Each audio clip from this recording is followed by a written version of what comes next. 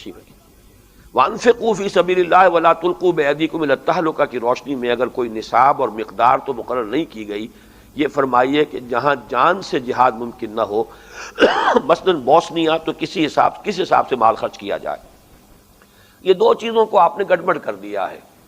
آپ بوسنیا تک پہنچ گئے، اس سے قریب تر تو آپ کے پاس کشمیر موجود ہے، اس سے قریب تو اس وقت جو ہندوستان کا مسلمان ہے، نہ معلوم وہ کس قیامت سے اس وقت دو چار ہے، جس کی کہ ہمیں تو خبریں مل بھی نہیں رہی۔ کبھی آتا 10,000 مارے جا چکے ہیں، کبھی آتا 6,000 مارے جا چکے ہیں، اور کتنے ہوں گے کہ جن کو مار مار کے جو ہے کنوؤں میں دھکیل دیا گیا ہو، جن کی تعداد بڑا مشکل ہوگا کہ معلوم ہو سکے۔ تو اصل بات تو یہ ہے کہ جہاں بھی آپ مدد کر سکیں کیجئے۔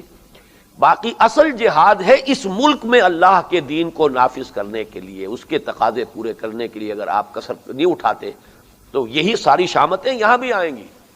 یہ بکرے کی ماں کتنے دن خیر منائے گی؟ یہ نہ سمجھیے کہ ہم بڑے محفوظ بیٹھے ہیں، یہاں پر جو قیامتیں آ سکتی ہیں اس کا آپ کو اندازہ ہی نہیں ہے بالکل۔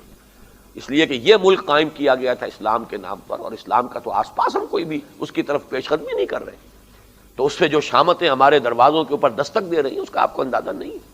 بوسنیا سے زیادہ برے حالات یہاں ہو سکتے ہیں، اور میں یقین کے ساتھ کہتا ہوں، میں نے بار بار یہ بات کہی ہے، چند سال کی میں سمجھتا ہوں کہ مہلت ہے زیادہ، اگر یہاں اسلامی انقلاب نہ آیا تو اس ملک کے حصے بکھرے ہو جائیں گے، یہ ملک قائم نہیں رہ سکتا۔ پہلے 2 لخت ہوا تھا، اب کئی لخت ہوں گے، اور یہ خطہ جو ہے خالصہ راج آئے گا دوبارہ اس خطے کے اندر، اس لیے کہ انگریزوں نے یہاں کی حکومت جو ہے وہ سکھوں سے لی تھی، مسلمانوں سے نہیں لی تھی، اور خالصہ جس درجے ملیٹنٹ ہو چکا ہوا ہے۔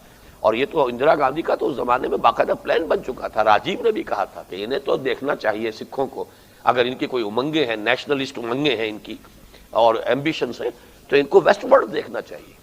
ان کا تو ہیرو جو ہے وہ اس کی سمادھی جو ہے لاہور میں ہے، ان کا پنجہ صاحب تو پاکستان میں ہے، ان کا ننکانہ صاحب جو ہے چپے چپے پر جس کے گردوارے بنے ہوئے وہ تو پاکستان میں ہے، ضلع شیخو پورہ میں ہے، ان کا ہری سنگھ نلوا کا آباد کردہ شہر جو ہے ہری پور ہے، ان کے راجہ مان سنگھ کا صحرا جو ہے مانسیرا ہے۔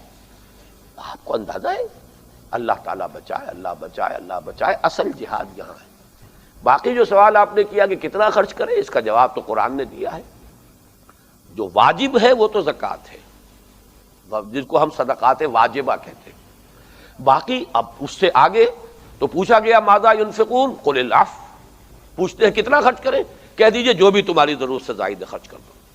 اب اس کا معاملہ ہر شخص کا ہوگا، اس کا جذبہ، اس کا ایمان، اس کا ذوق، اس کا شوق، اس کو کتنا یقین آخرت پر ہے، اللہ کے بینک پر اس کا کتنا اعتماد ہے۔